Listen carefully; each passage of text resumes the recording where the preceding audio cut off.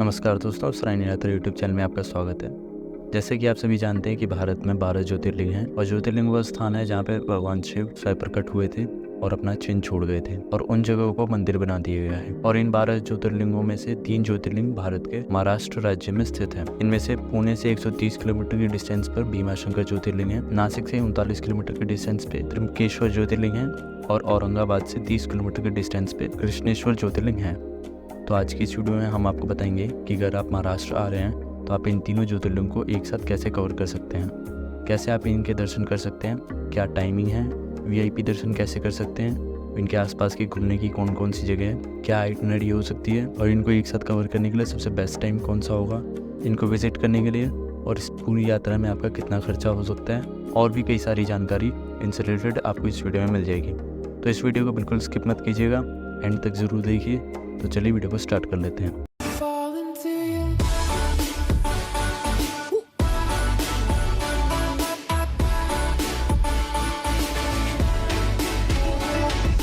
सबसे पहले जानते हैं कि इस यात्रा को स्टार्ट कैसे और कहां से करना है।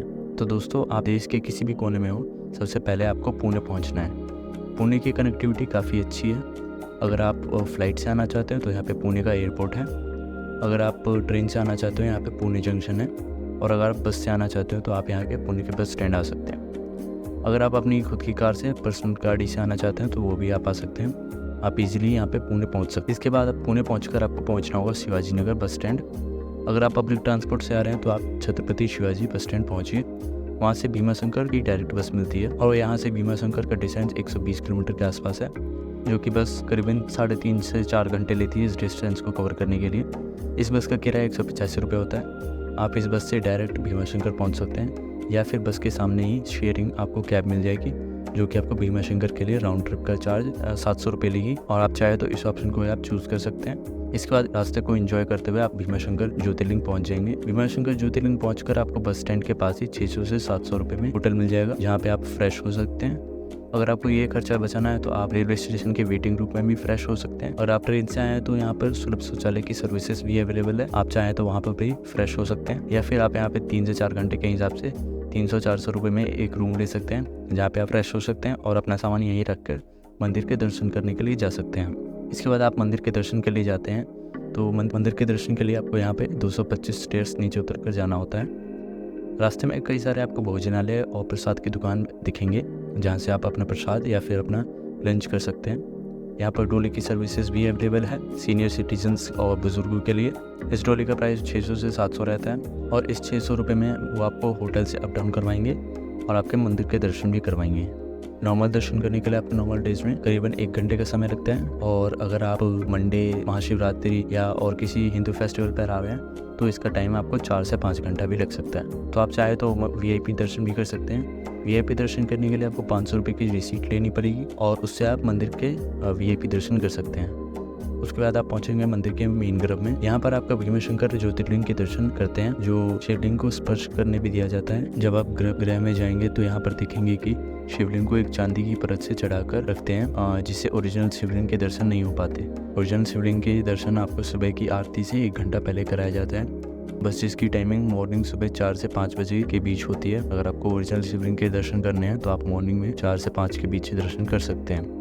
इसका जब आप मंदिर से बाहर निकलते तो यहाँ आपको शनिदेव मंदिर, गोरक्षनाथ मंदिर और श्री राम जी का मंदिर भी दिखाई देता है, तो आप इनके दर्शन भी जरूर करें। फिर यही मंदिर के पास आपको भीमा नदी का उद्गम स्थान भी दिखता है, आप इसके भी दर्शन कर सकते हैं। वैसे यहाँ मंदिर के पीछे की तरफ गुप्त भीमा शंकर भी है, जहाँ जाने के लिए आपको 2.5 किलोमीटर का ट्रैक करना होता है। उसके बाद आप उसके दर्शन कर सकते हैं। और मंदिर के सामने की तरफ से आप हनुमान कुंड भी जा सकते हैं, जो यहाँ से 2 किलोमीटर के डिस्टेंस पे है। और मंदिर के पीछे से ही रास्ता जाता है नागफानी पॉइंट का, जो कि यहाँ की पर्वत श्रृंखलाओं का पीक है। आप चाहे तो इसके भी दर्शन कर सकते हैं, और वापस आकर आप मुंबई पॉइंट से सनसेट भी देख सकते हैं। भीमाशंकर ज्योतिर्लिंग के दर्शन के बाद आपको जाना है त्र्यंबकेश्वर ज्योतिर्लिंग दर्शन के लिए, जो कि नासिक में है। यहाँ भीमाशंकर बस स्टैंड से नासिक की डायरेक्ट बस मिल जाएगी, लेकिन एक चीज़ का ध्यान रखिएगा कि यहाँ पर आपको बस शाम के 6 बजे तक ही मिलेगी। अगर आपको दर्शन करने में टाइम लग जाता है और आप 6 बजे से लेट हो जाते हैं तो यहाँ पर आपको 150 रुपये में शेयरिंग बेसिस पे आपको टैक्सी भी मिल जाती है, जो कि आपको मंचर छोड़ेगी।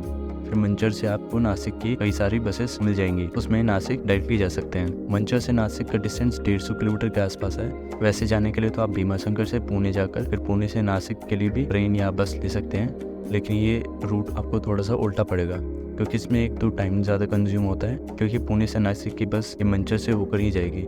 इसलिए आपको बेस्ट ऑप्शन यही रहेगा कि आप भीमाशंकर से मंचर आ जाएँ और मंचर से नासिक जा सकते हैं। इसके बाद आप नासिक पहुंच जाएंगे और यहाँ पे आप स्टे लीजिए और फिर नेक्स्ट डे आप अर्ली मॉर्निंग उठिए और आपको नासिक बस स्टैंड या नासिक रेलवे स्टेशन से त्र्यंबकेश्वर की डायरेक्ट बस मिल जाएगी, जिससे आप डायरेक्ट त्र्यंबकेश्वर पहुंच सकते हैं। नासिक रेलवे स्टेशन से त्र्यंबकेश्वर ज्योतिर्लिंग का डिस्टेंस लगभग 35 किलोमीटर के आसपास का है। वैसे नासिक रोड रेलवे स्टेशन के सामने आपको शेयरिंग बेसिस पे कैब्स भी मिलेंगी जो आपको त्र्यंबकेश्वर पहुंचा देंगी। इसका चार्ज 250 रुपये रहता है और यहाँ शेयरिंग बेसिस पे ऑटो भी चलते हैं जो आपसे 150 रुपये चार्ज करेंगे, तो आप कैसे भी त्र्यंबकेश्वर ईजिली पहुँच सकते हैं। और अगर आप बस में डेली पास बनवा लेते हैं तो वो आपका बनेगा 110 रुपये में, तो आप उससे पूरे नासिक में कितनी बार भी अप एंड डाउन कर सकते हैं। उसके बाद आपको टिकट लेने की जरूरत नहीं पड़ेगी बस में। वैसे भी अगर आप रोड रेलवे स्टेशन से त्र्यंबकेश्वर का फेयर देखें तो वो 70 रुपये वन साइड का है, तो अगर आप 110 रुपये में पास बनवा लेते हैं तो आपका वो वर्थ रहेगा। इसके बाद आप पहुंच जाएंगे त्र्यंबकेश्वर बस स्टैंड। यहाँ से ज्योतिर्लिंग का डिस्टेंस 500 मीटर है। आप इस डिस्टेंस को पैदल कवर कर सकते हैं। आपको सामने त्र्यंबकेश्वर ज्योतिर्लिंग मंदिर के दर्शन होते हैं। यहाँ पर आपको लॉकर्स और क्लॉक रूम दिख जाएंगे, यहाँ पर आप अपना सामान रख सकते हैं, या फिर आप कहीं से प्रसाद लेते हैं इस मार्केट से, तो वहाँ पर भी आप अपना सामान रख सकते हैं। यहाँ पर जूता चप्पल स्टैंड भी है, आप अपने जूते चप्पल रखिए और इसी के बराबर से आप ईस्ट साइड गेट से दर्शन के लिए जा सकते हैं। और आप नॉर्मल दर्शन करने जा रहे हैं तो, और अगर आप शीघ्र दर्शन या वीआईपी दर्शन करने जा रहे हैं तो आपको काउंटर से 200 रुपये का डोनेशन रिसीट कटानी होगी। उसके बाद आप वीआईपी दर्शन के लिए नॉर्थ गेट से अंदर जा सकते हैं। अगर आप नॉर्मल दर्शन करने जा रहे हैं तो आपको नॉर्मल डेज में यहाँ पे 1 से 1.5 घंटा लगता है। और अगर आप सावन, मंडे, महाशिवरात्रि या किसी और हिंदू फेस्टिवल में आ रहे हैं तो आपको यहाँ पे 5 से 6 घंटे भी लग सकते हैं। नॉर्मल दर्शन के लिए यहाँ पर जिगजैग टाइप की एक रेलिंग लगाई हुई होती है और यहाँ पे भीड़ भाड़ ज्यादा हो जाती है, तो यहाँ बैठने के लिए रेलिंग के साथ ही बेंचेस लगाए गए हैं। अगर श्रद्धालु ज्यादा थक जाते हैं तो यहाँ बैठकर आराम भी कर सकते हैं। इसके बाद आप धीरे धीरे मंदिर के गर्भगृह की तरफ जाते हैं, तो आपको पहले नंदी जी के दर्शन होते हैं। उसके बाद आप मुख्य गर्भगृह में जाते हैं जो कि अच्छा खासा बड़ा स्पेस है, और यहाँ पे आप कई पंडितों को अनुष्ठान करते और पूजा कराते देखेंगे। अगर आपको कोई विशेष पूजा करवाना है तो आप यहाँ पे पुजारियों से करवा सकते हैं। इसके बाद आप मंदिर के गर्भगृह की तरफ जाते हैं, तो आप मुख्य गर्भगृह एक गड्ढे की भांति आपको अंदर धंसा हुआ दिखेगा, तो यहाँ पे अंदर सही से दर्शन नहीं हो पाते, इसलिए ऊपर एक बड़ा सा आईना लगा हुआ है जिससे आप त्र्यंबकेश्वर ज्योतिर्लिंग के दर्शन कर सकते हैं। जब आप दर्शन करेंगे तो यहाँ देखेंगे कि ऐसा कोई शिवलिंग नहीं है। शिवलिंग की शेप में गड्ढे नुमा आकृति में 3 छोटे अंगूठे के साइज के शिवलिंग स्थापित किए गए हैं, जिन्हें प्राय ब्रह्मा, विष्णु और रुद्र की मान्यता दी गई है। यहाँ पर शिवलिंग के पास एक मुकुट दिखेगा जिसमें बेशकीमती रत्न, हीरा, पन्ना आदि जड़े हुए हैं। इस मुकुट के दर्शन सिर्फ सोमवार को 4 से 5 बजे के बीच कराए जाते हैं, तो अगर आप मुकुट के दर्शन भी करने के में इच्छुक हैं तो आप उस टाइम पहुंच सकते हैं। त्र्यंबकेश्वर ज्योतिर्लिंग के दर्शन के बाद आप यहाँ से बाहर आ सकते हैं। बाहर आकर यहाँ से 300 मीटर के डिस्टेंस पे कुश वृत्त के दर्शन भी कर सकते हैं। जो शैव ब्राह्मण होते हैं वो यहीं पे कुंभ का स्नान करते हैं, तो आप इसके भी दर्शन जरूर करें। इसके बाद यहाँ पर ब्रह्मगिरी पर्वत है मंदिर के पीछे की तरफ, आप चाहें तो उसके भी दर्शन कर सकते हैं। ब्रह्मगिरी पर्वत तक जाने के लिए आपको 4 किलोमीटर का ट्रैक करना पड़ेगा, जो कि थोड़ा स्टीप भी होता है, तो ऊपर चढ़ने में आपको 2 से 2.5 घंटे लग सकते हैं। तो अगर आपके पास टाइम है तो आप इनके भी दर्शन जरूर करें, क्योंकि ऊपर आपको गोदावरी नदी का उद्गम स्थान दिखेगा और वह जगह भी दिखेगी जहाँ पर ऋषि गौतम और उनकी पत्नी अहिल्या ने शिव जी की तपस्या की थी। और यहाँ से दर्शन के बाद आप वापस नासिक की तरफ आ सकते हैं। इसके बाद आप नासिक रेलवे स्टेशन पहुंचिए। नासिक रेलवे स्टेशन से औरंगाबाद की डायरेक्ट ट्रेन पकड़िए, क्योंकि इसके बाद आपको जाना है कृष्णेश्वर ज्योतिर्लिंग। आप चाहे तो नासिक से औरंगाबाद की डायरेक्ट बस भी पकड़ सकते हैं। नासिक रोड से औरंगाबाद का डिस्टेंस 176 किलोमीटर के आसपास का है। औरंगाबाद पहुंचकर आप रात में अपने यहाँ पे स्टे लीजिए और आराम कीजिए। नेक्स्ट डे अर्ली मॉर्निंग आप पहुंच जाइए औरंगाबाद के सेंट्रल बस स्टैंड पर, जो कि रेलवे स्टेशन से 2 किलोमीटर की दूरी पर है। इसके बाद आपको यहाँ से डायरेक्ट वेरूल की बस मिलेगी। कृष्णेश्वर ज्योतिर्लिंग वेरूल में ही सिचुएटेड है, तो आप चाहे तो यहाँ से डायरेक्ट कैब भी करवा सकते हैं वेरूल के लिए, जो आपको चार्ज करेगी 1400 रुपये 5 सीटर कार के लिए और 2000 रुपये 7 सीटर कार के लिए। आप चाहे तो यहाँ से ऑटो भी हायर कर सकते हैं, और बस का किराया वन साइड का 45 रुपीज़ है, लेकिन आप डेली पास बना लेते हैं 70 रुपये का, तो आपको पूरे दिन में बस में कोई चार्ज नहीं लगेगा। इसके बाद आप पहुंचेंगे कृष्णेश्वर ज्योतिर्लिंग। कृष्णेश्वर ज्योतिर्लिंग आप मार्केट से होकर जाएंगे, तो यहाँ पर आपको लॉकर रूम्स दिखेंगे। अंदर मोबाइल फ़ोन और कैमरा ले जाना अलाउड नहीं है, तो आप अपना मोबाइल यहीं पे डिपॉजिट करा सकते हैं, जिसका चार्ज रहता है 5 रुपये। उसके बाद आप मंदिर में दर्शन करने के लिए जा सकते हैं। मंदिर में दर्शन के लिए जब आप जाते हैं तो आपको यहाँ पर दर्शन करने के लिए करीबन 1 से 1.25 घंटा का इंतजार करना पड़ेगा नॉर्मल डेज में। लेकिन अगर आप सावन, सोमवार, महाशिवरात्रि या किसी और हिंदू फेस्टिवल पर जाते हैं तो आपको यहाँ से 4 से 5 घंटे का इंतजार करना पड़ेगा।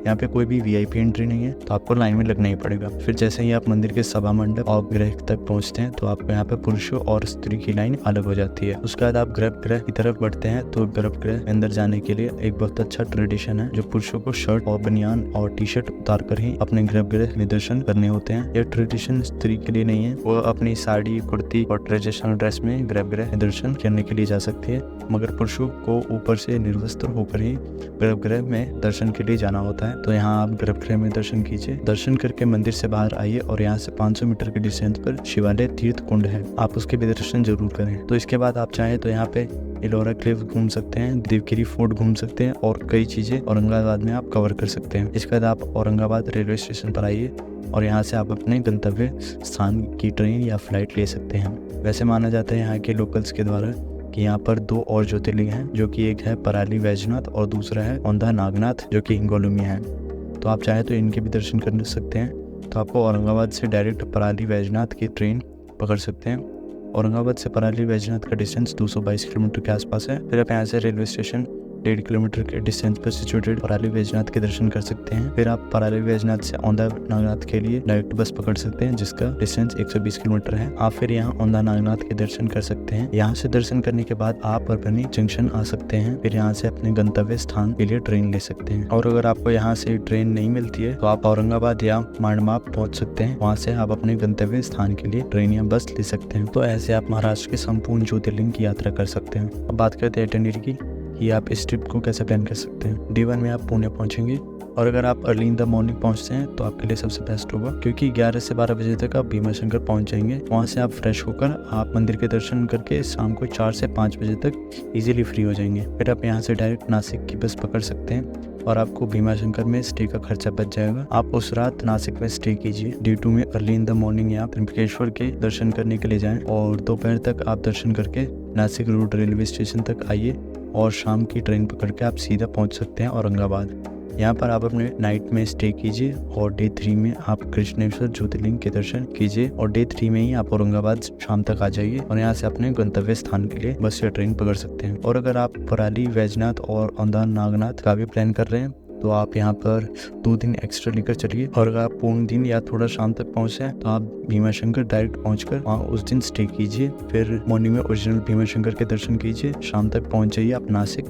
फिर Day 3 में आप त्र्यंबकेश्वर के दर्शन कीजिए और फिर पहुंचिए औरंगाबाद। और Day 4 में आप कृष्णेश्वर के दर्शन करके आप अपने गंतव्य स्थान के लिए जा सकते हैं। इटिनरी के बाद आप बात करते हैं बजट की। तो दोस्तों अगर आप फैमिली के साथ आ रहे हैं तो आपको 3 दिन स्टे लेना पड़ेगा और स्टे का प्राइस एवरेज 700 के हिसाब से कुछ का हो जाएगा। स्टे के बाद है फूड, तो यहाँ पे आपको 100 से 120 रुपए की थाली मिल जाएगी, तो इस हिसाब से हो गया 1100 से 1200 रुपए आपके खाने का। इसका नेक्स्ट है ट्रांसपोर्टेशन। अगर आप पब्लिक ट्रांसपोर्ट यूज करते हैं तो खर्चा थोड़ा कम पड़ेगा। यहीं अगर आप कैब या ऑटो यूज करते हैं तो आपका खर्चा थोड़ा सा बढ़ जाएगा। और अगर आप नासिक से औरंगाबाद ट्रेन से जाते हैं तो आपका खर्चा थोड़ा ऊपर नीचे हो सकता है एज कम्पेयर टू अगर आप नासिक से औरंगाबाद बस से जाते हैं। और बाकी अगर आप डेली पासेस यूज करते हैं तो आपका खर्चा और ऑप्टिमाइज हो सकता है। और अगर आप सोलो या बॉयज ट्रिप पर जा रहे हैं तो आप अपना भीमा शंकर का स्टे बचा सकते हैं।